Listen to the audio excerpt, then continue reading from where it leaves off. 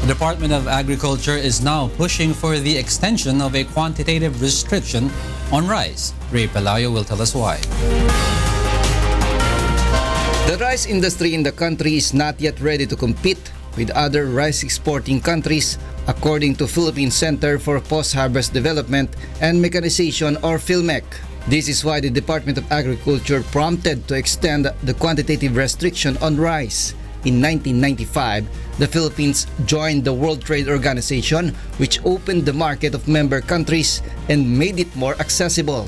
But the WTO also allowed the Philippines to implement the 10-year quantitative restriction to enable the upgrading of farming in the country.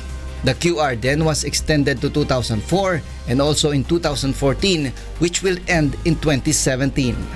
Local rice production costs 11.50 pesos per kilo compared to 8.50 in Thailand and 6.50 in Vietnam.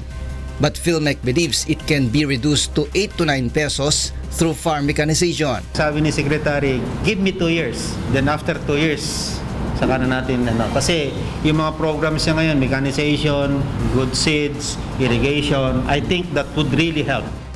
PhilMech has allotted 100 million pesos of its budget next year for research and development, including the production of rice transplanter. One way of competing them is to increase the productivity.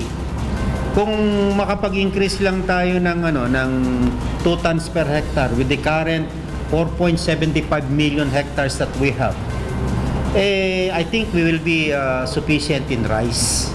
Rey Pelayo, UNTV News and Rescue, Quezon City.